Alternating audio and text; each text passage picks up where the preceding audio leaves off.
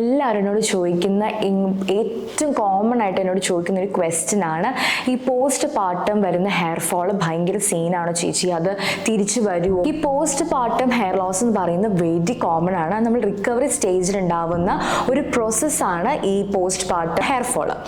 ഇത് ആക്ച്വലി ഒരു 3 months ഒക്കെ ആകുമ്പോൾ നമ്മുടെ ഹെയർ ഫോൾ സ്റ്റാർട്ട് ചെയ്യും. ഒരു 4 to 5 months ഒക്കെ ആകുമ്പോഴേക്കും അത് മാക്സിമം ആവും. അറൗണ്ട് ഒരു 1 year ഒക്കെ ആകുമ്പോൾ നോർമലി എല്ലാവരുടെയും ഇതൊന്ന് നോർമലൈസ് ചെയ്തിട്ട് ഹെയർ നമ്മൾ നോർമൽ ഗ്രോത്തിലോട്ട് തിരിച്ചു വരാറാണ് കാണാറ്. നമ്മുടെ പ്രഗ്നൻസി ടൈം ഉണ്ടാകുന്ന സമയത്ത് എന്താണെന്ന് വെച്ച് കഴിഞ്ഞാൽ ഈസ്ട്രജൻ ലെവൽസ് നന്നായിട്ട് ഹൈ ആകുമ്പോൾ നമ്മുടെ മുടി അതുപോലെ തിക്കറായിട്ട് മുടി വളരും. നമ്മുടെ പ്രഗ്നൻസി കഴിയുമ്പോൾ ഹോർമോൺ ചേഞ്ചസും ഫ്ലക്ച്വേഷൻസും എല്ലാം കാരണം ഈസ്ട്രജൻ ലെവൽസ് കുറയും, നമ്മുടെ ഹെയർ ഷെഡ് ചെയ്യാനുള്ള ചാൻസ് കൂടുതലാണ്. അപ്പോൾ ഇതാണ് ആ ഒരു പ്രോസസ്സ്. അപ്പോൾ സത്യം പറഞ്ഞു കഴിഞ്ഞാൽ ഈ പോസ്റ്റ് പാർട്ടം ഹെയർ ഫോൾ വളരെ നോർമലാണ്. ഈ റിക്കവറി സ്റ്റേജ് ആണ് അത് കാണിക്കുന്നത്.